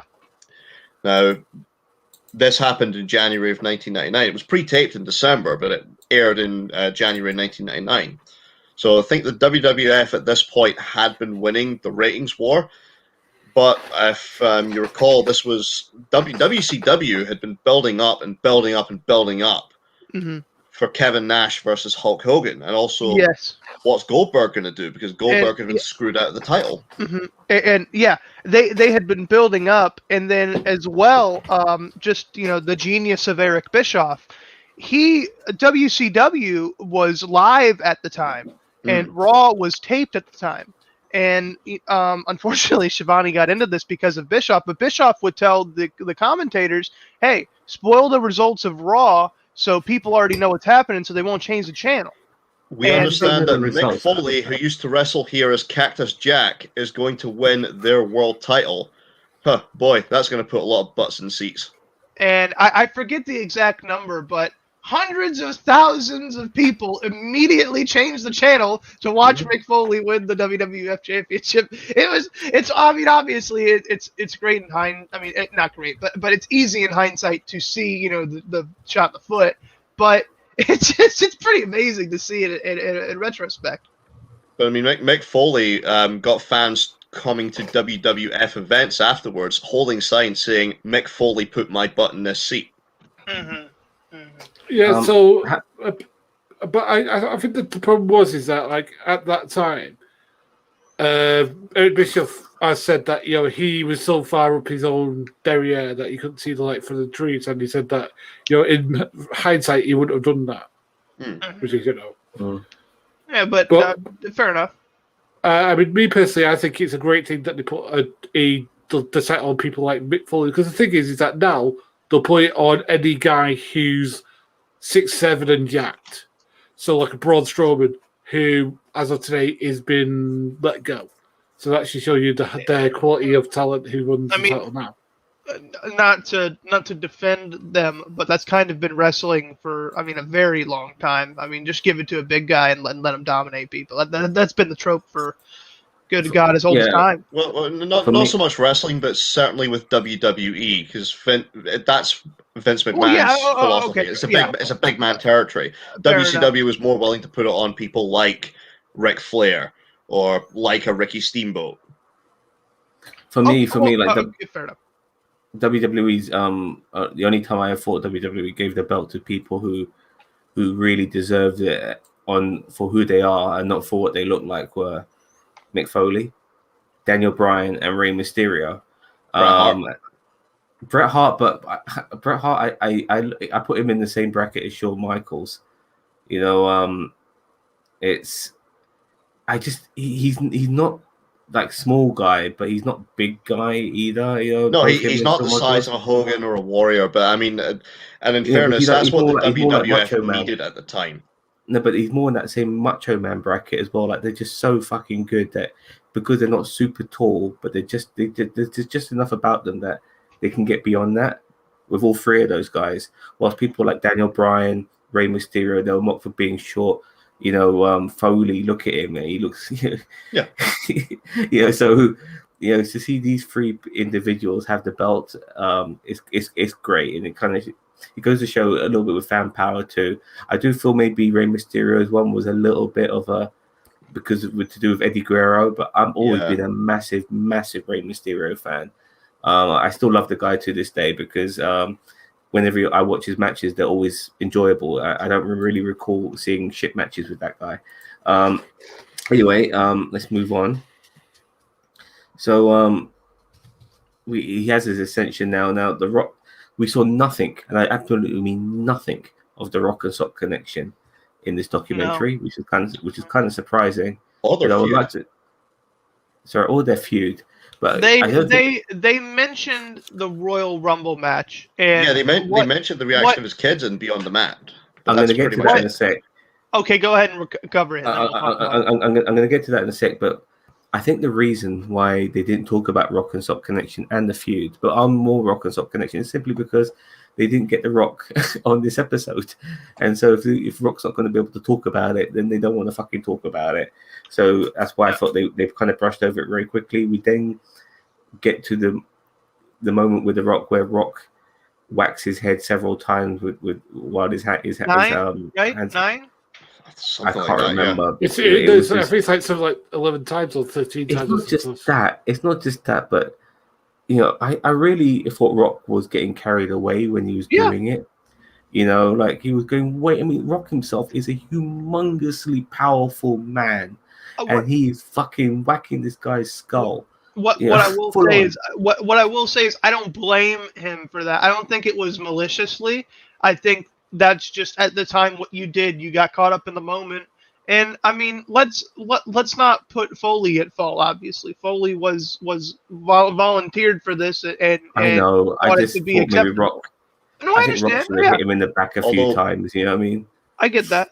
Although Foley has also, if you ever get the chance, the director's cut of Beyond the Mat, there was a special commentary of Mick Foley talking about that match at the Royal Rumble, and he at the time said that he learned a big lesson that night, which is he was never going to ever give his body that willingly to another man again in the ring because Rock, just went excessive with the chair shots. Yeah, I expected better from Rock. I really did. And this is I'll conclude my comments on it after this. But the one takeaway, as far as I won't say revisionist history, but as far as looking at it now, and the change of time within such a short amount of time, because this was this was 25 years ago, maybe, if that, 20 to 25, somewhere around there. Years. And obviously we went from this being a headline event being broadcasted live to this company owns the rights to this footage and showed a single frame of the events that they were talking about and only showed it for about 5 seconds. But they talked about the event for a solid 2 to 3 minutes. And I just think that shows obviously the change in culture, but the level of severity that they take these things now. In a 20 to 25 year stretch to something being embraced, willingly and kind of being fed to the masses to we're not even going to show this content because it's so distasteful is at least in my mind a very quick evolution on the topic. In fairness to Rock, it's very possible he did get carried away due to youth and just lack of experience. Because if you remember at this time, Rock had only been in the business for about 2 years. I mean, he only debuted as a pro in about 97. Yeah, and he was already heel Rock. Because everyone wanted Rocky to die.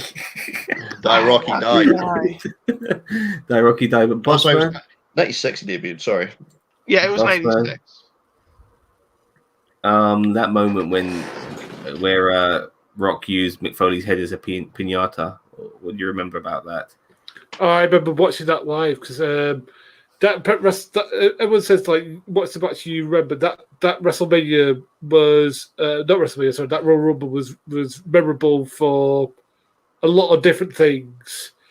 But that match was really hard because I think it wasn't the match. You also like the Rock threw him into electrical cables, threw him off the bit where the audience is, all that stuff. So I remember it completely. But yeah, as I said, it went too far, I think, and I think The Rock should have been told off for that personally, but I don't know if it was. I mean, to have his family right there watching that shit, his head did crack open. By the way, he cracked his fucking skull open.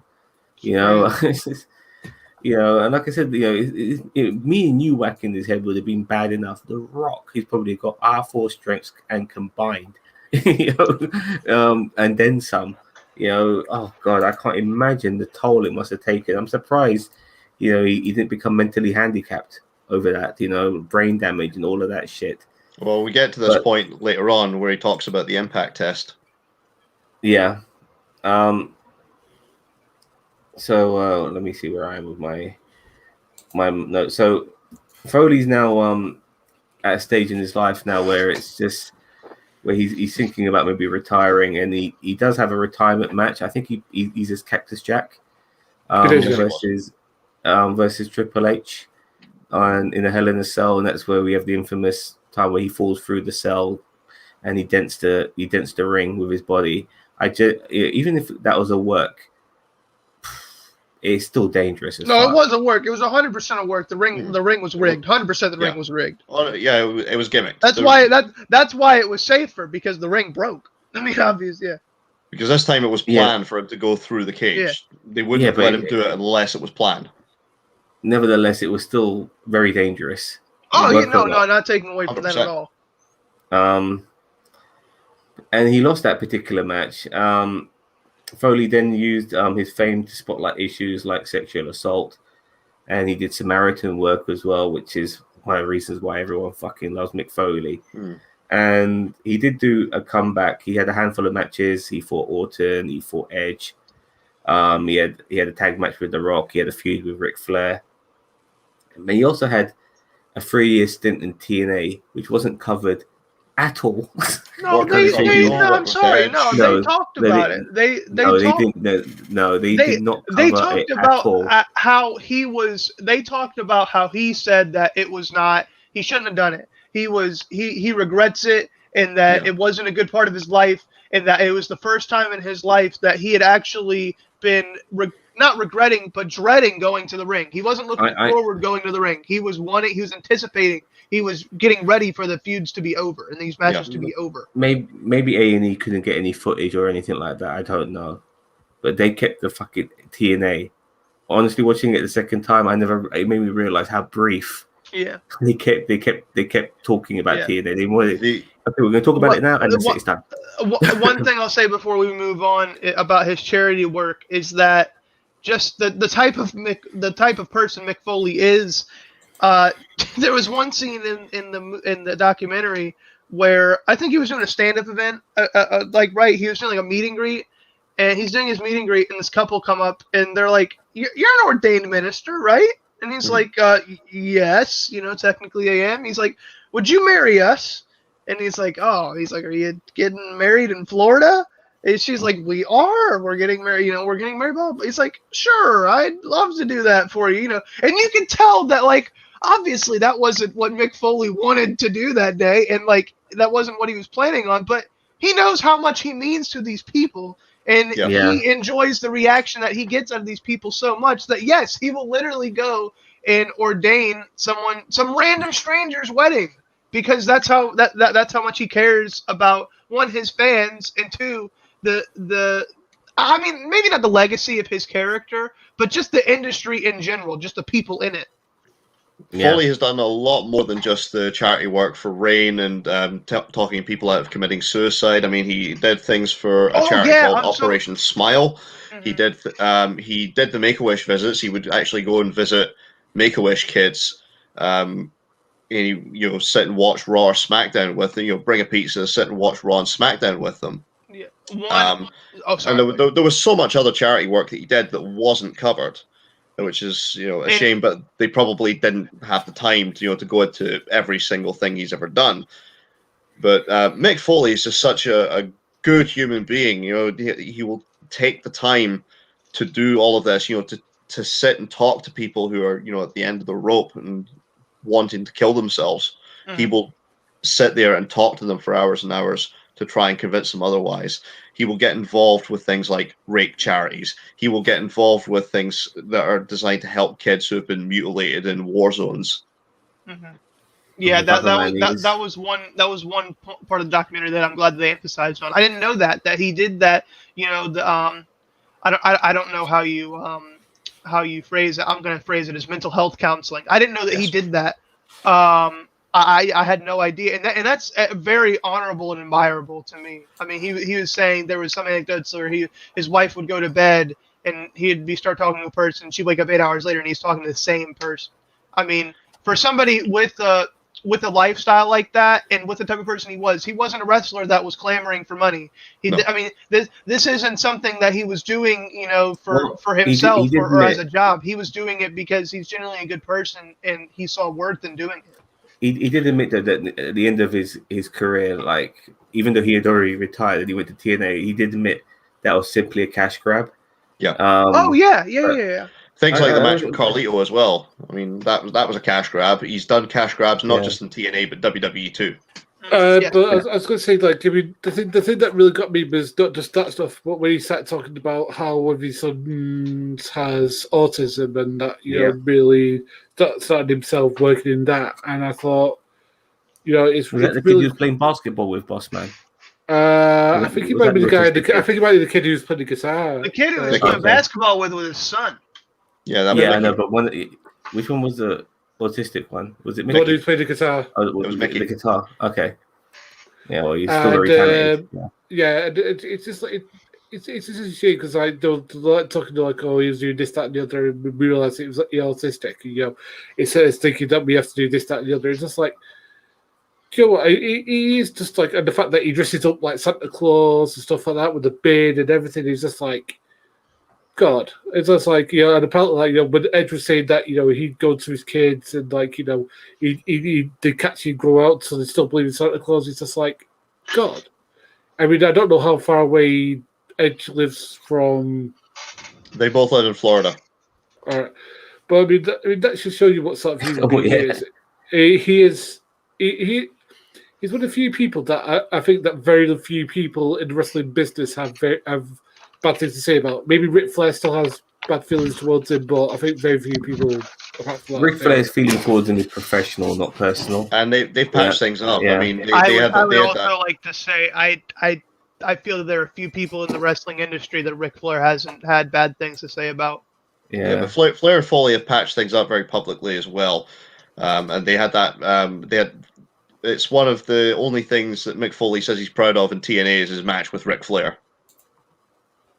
Yeah, I remember their feud, and I remember like at one point Mick Foley said, "Okay, Ric Flair, we're gonna have a wrestling match," and I went, "No, no, A wrestling match, like what else? They had a hardcore match in TNA, which is what the match that Flair and Foley say that they're both proud of.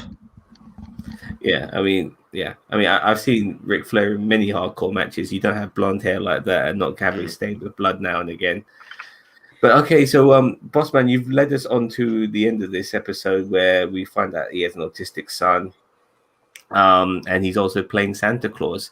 He was born to play Santa Claus, wasn't he? Yeah, and to know that he does that for all these kids, these wrestlers' kids and stuff like that. And he likes it. He loves it. Well, he's a Santa Claus enthusiast.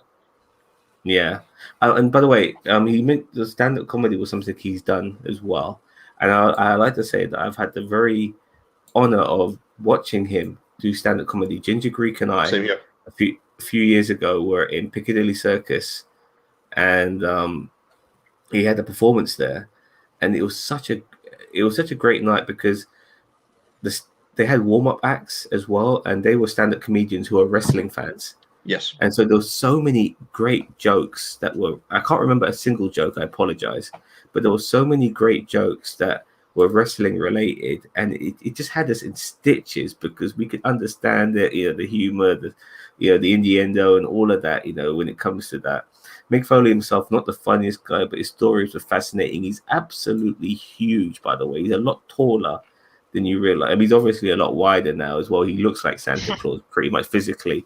But he's a lot taller than you think he is because he's so fucking wide. But yeah, he's that was great. In that little dinky little I want to say cafe, but it's not. It feels like a cafe, but it's not. It's like a little underground sort of theater in Piccadilly Circus. It was so fucking cool to see him there and stuff like that, And yeah, that was great. And that was a great moment for me. I have the exact same experience in Glasgow. My wonderful fiance, Steph Zula, who I think is watching right now, she took, we both went to see him perform live and stand up in Glasgow. And this was actually just after the Royal Rumble where he had done the Socko versus Cobra spot with Santino Marella. And Okay. there was a fan who had shown up to this event. She had made a female Mr. Socko. And Mick was so impressed by this, he actually brought her up on the stage and they recreated it with Mick Foley with a Socko and this female Mr. Socko just going at it. Love it. It got a huge pop. Yeah, good. Okay. Well, look, guys. I am running out of gas. So Yeah. It's almost 2:30. It's almost 2:30 in the morning, and we've been talking about this for 2 hours. Yeah. So I've got to we go need to- for work in the morning, unfortunately. Likewise. So let's wrap this up. So thank you very much for watching. Don't forget to like, share, subscribe to NerdTube, and all of that bollocks. Take care, everyone. Gary, Jericho, Shredder. Take care, everyone. Bye bye. And I will see you Friday when we do Grizzly Smith. Yeah, Friday, Grizzly Grizzly Smith, Adams. I will be there. Grizzly Smith. We're talking about Adams? that. What? Take care. Bye bye. Goodbye. Goodbye.